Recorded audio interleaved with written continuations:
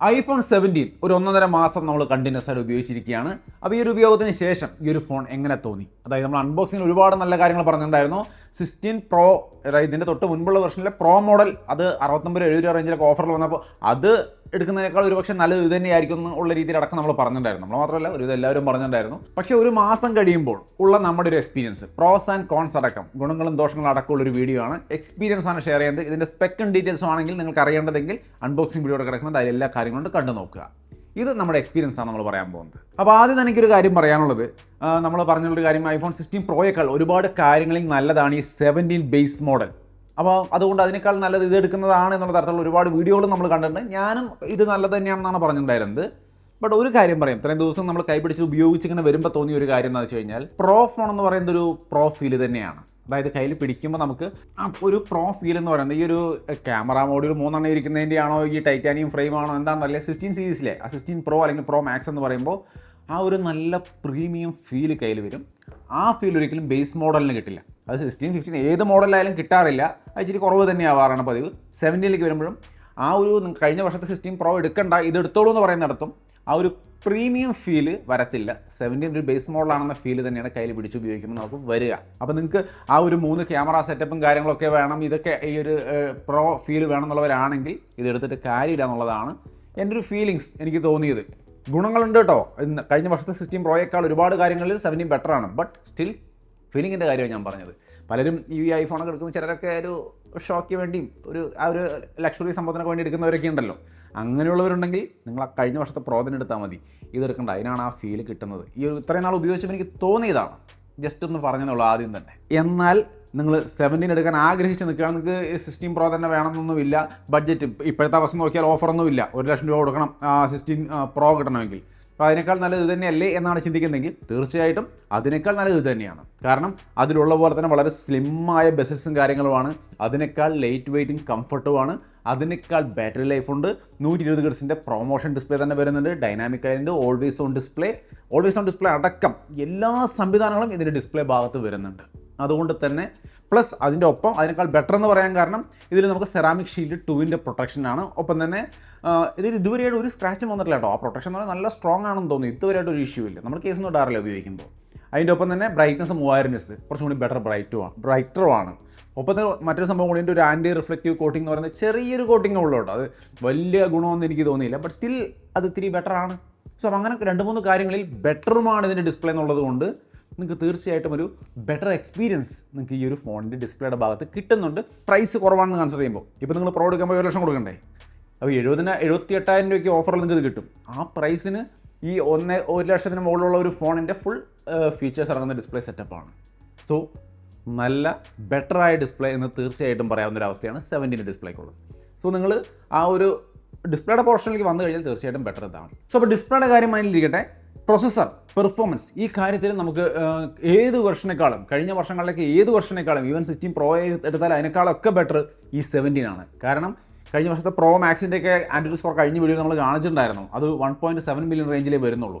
But ഇതിൽ വന്നിട്ട് 2.1 million റേഞ്ചുള്ള Android സ്കോറാണ്. അത് കുറേ കൂടി ബെറ്റർ ആയ ഒരു സ്കോറും കാര്യങ്ങളൊക്കെയാണ്. സോ ഗെയിമിംഗ് ആണ് പ്രയോറിറ്റി എങ്കിൽ നിങ്ങൾക്ക് കുറച്ച് ബെറ്റർ ആയ എക്സ്പീരിയൻസ് 17-ലായിരിക്കും. ബട്ട് നിങ്ങളൊരു ഗെയിമർ അല്ല, അങ്ങനെ ഭയങ്കര ഹെവി ഗെയിമറൊന്നും അല്ലെങ്കിൽ ഒരു വ്യത്യാസം തോന്നില്ല. നിങ്ങൾ പഴയ പ്രോ മോഡൽ എടുത്താലും പുതിയ 17 എടുത്താലും നിങ്ങൾക്ക് യാതൊന്നും തോന്നാൻ പോകില്ല. കാരണം എനിക്ക് തോന്നിയില്ല. അതാണ് നമ്മൾ ഈ കുറച്ച് ദിവസം ഉപയോഗിച്ച് കഴിയുമ്പോൾ നമുക്ക് ആ ഒരു ഫീൽ തോന്നണ്ടേ, അതില്ല. കാരണം പഴയ മോഡലിലാണെങ്കിലും യാതൊരു പ്രശ്നമില്ലാതെ നൈസായിട്ട് വർക്ക് ചെയ്യുന്നുണ്ട്. ഇതിലും ഒരു പ്രശ്നമില്ലാണ്ട് നൈസായിട്ട് എൻ്റെ എല്ലാ ടാസ്കുകളും ഈ 1.5 മാസം ഭംഗിയായിട്ട് നടന്നുണ്ട്.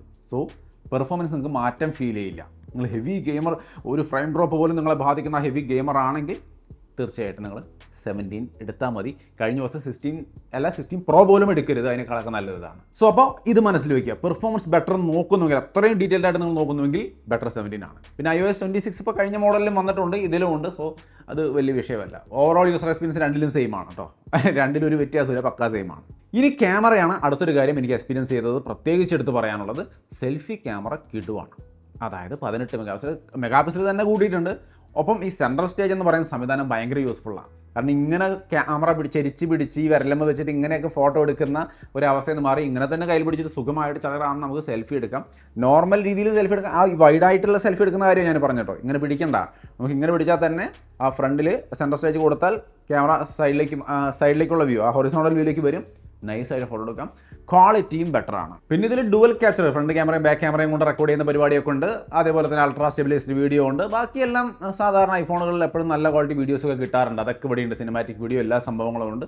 സോ അതിലൊന്നും കൺഫ്യൂഷൻ വേണ്ട. സെൽഫി ക്യാമറയിൽ ഫോട്ടോസ് കുറച്ച് ബെറ്ററാണ്. നിങ്ങൾ കൂടുതൽ സെൽഫി ക്യാമറ ഉപയോഗിച്ച് ഫോട്ടോസും വീഡിയോ വ്ളോഗൊക്കെ ചെയ്യുന്ന ആളാണ്, നിങ്ങളുടെ ബഡ്ജറ്റ് ഇതാണെങ്കിൽ ബെസ്റ്റ് ഓപ്ഷനാണ്, ഒരു തർക്കമില്ല.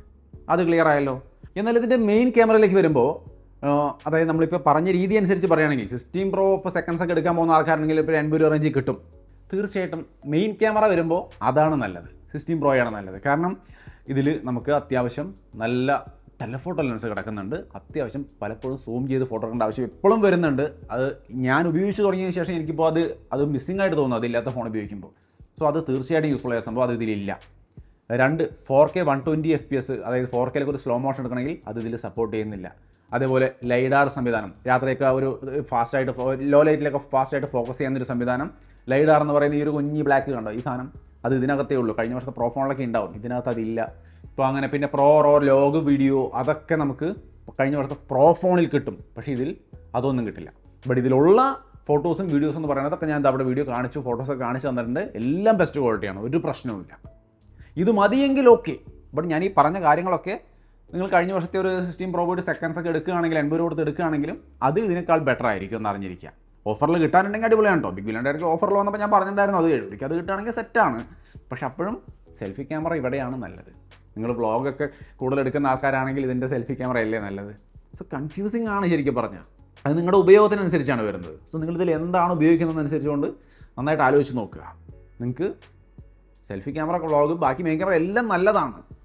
ബട്ട് ഒരു സെക്കൻഡ് 16 Pro എടുക്കാൻ ഉദ്ദേശിക്കുന്നുണ്ടെങ്കിൽ മാത്രം ഇത് ചിന്തിച്ചാൽ മതി. മെയിൻ ക്യാമറ സെറ്റപ്പ് നല്ലതാവില്ല. ഇതെൻ്റെ ഒരു എക്സ്പീരിയൻസ് ഷെയറിംഗ് വീഡിയോ ആയതുകൊണ്ടാണ് ഞാൻ എൻ്റെ സ്പെക്കിലേക്കൊന്നും കടക്കാതെ കറക്റ്റായിട്ട് ഇതിൻ്റെ എക്സ്പീരിയൻസ് പറഞ്ഞു പോകുന്നത്. സ്പെക്കൊക്കെ നമ്മുടെ അൺബോക്സിംഗ് വീഡിയോയിലുണ്ട്, ലിങ്ക് അവിടെ കൊടുക്കാൻ, കണ്ടു നോക്കുക. പിന്നെ ഇതിൻ്റെ ബാറ്ററിയിൽ എനിക്ക് യാതൊരു ഇഷ്യൂവും തോന്നിയില്ല. നൈസായിട്ട് ഉപയോഗിക്കാൻ പറ്റി. ഇത്രയും ദിവസങ്ങളും കാര്യം ലൈറ്റ് വെയിറ്റ് സ്ലിം കാര്യങ്ങളൊക്കെ ആണെങ്കിലും ബാറ്ററി ലൈഫിന് യാതൊരു പ്രശ്നവുമില്ല. അടിപൊളി ബാറ്ററി ലൈഫാണ് ഈ ഫോൺ തരുന്നത്. സോ അത് ഈ 1.5 മാസത്തിനുള്ളിൽ നമുക്ക് ഉറപ്പിച്ച് പറയാൻ കഴിയുന്നൊരു കാര്യമാണ്. നല്ല ഫാസ്റ്റ് ചാർജിങ്. ഇതിപ്പോൾ ഒരു കുറച്ച് നേരം മുമ്പ് ചാർജ് കംപ്ലീറ്റ് കഴിഞ്ഞ് വെച്ച് കുത്തി വെച്ചാണ് 60% ചാർജ് ഇത്ര പെട്ടെന്ന്. കാരണം എൻ്റെ കയ്യിൽ ഇരിക്കുന്ന 60 വാട്ടിൻ്റെ ചാർജറാണ്, ലാപ്ടോപ്പിൻ്റെ ചാർജർ.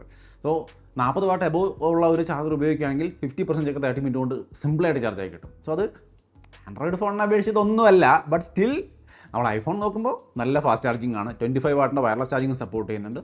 So charging, battery 17 ബെസ്റ്റാണ്. പിന്നെ ഇതിൽ വന്നിരിക്കുന്ന മറ്റൊരു അഡ്വാൻറ്റേജ് എന്ന് പറയുന്നത് നെറ്റ്വർക്ക്. കുറച്ചും കൂടി ആപ്പിളിൻ്റെ N1 ചിപ്പൊക്കെ വെച്ച് കുറച്ചും കൂടി ബെറ്റർ നെറ്റ്വർക്ക് റിസപ്ഷൻ ഉണ്ടെന്ന് അവർ പറയുന്നുണ്ട്.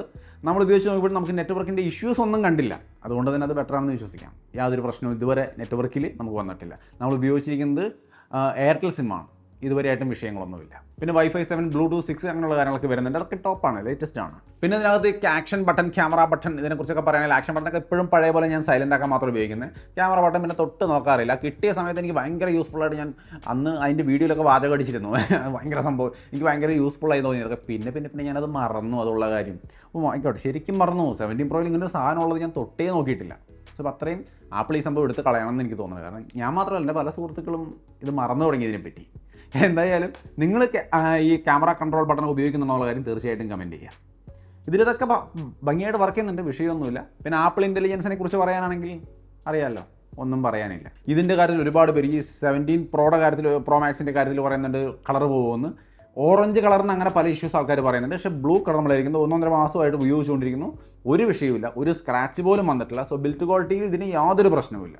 ആ ഓറഞ്ച് എടുത്തവരാണ് പെട്ടിരിക്കുന്നത്. എനിക്ക് തോന്നുന്നു അതിന് മാത്രമേ ഉള്ളൂ എന്നാണ് പ്രശ്നം. ഈ മോഡലിന് യാതൊരു വിഷയവും ഇതുവരെ ഒരു നൂൽ സ്ക്രാച്ച് പോലും കേസിലാണ്ട് ഉപയോഗിച്ചിട്ട് ഇതുവരെ കാണാനില്ല. സോ ഇത് സെറ്റാണ്. ഇതും അടിപൊളിയാണ്. 17 ബിൽറ്റ് ക്വാളിറ്റി പ്രശ്നമില്ല. അപ്പോൾ മൊത്തത്തിൽ ഞാനിതിൻ്റെ എല്ലാ കാര്യങ്ങളും പറഞ്ഞു. ഇതാണ് എൻ്റെ എക്സ്പീരിയൻസ്.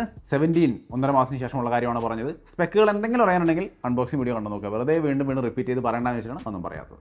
സോ വീഡിയോ ഇഷ്ടപ്പെട്ടാൽ ലൈക്ക് ഷെയർ ഒക്കെ ചെയ്യുക. 17 Pro Max ഉപയോഗിച്ചിട്ടുണ്ട്. ഇതിൻ്റെ ഒരു ഡീറ്റെയിൽഡ് വീഡിയോ 1.5 മാസത്തിന് ശേഷമുള്ളത് നമ്മൾ ചെയ്യും. ചാനൽ സബ്സ്ക്രൈബ് ചെയ്ത് ബെല്ലൈക്കണൊക്കെ എനേബിൾ ചെയ്ത് വയ്ക്കുക. അപ്പോൾ വീണ്ടും ഒരു വീഡിയോയിൽ കാണാം. ബൈ.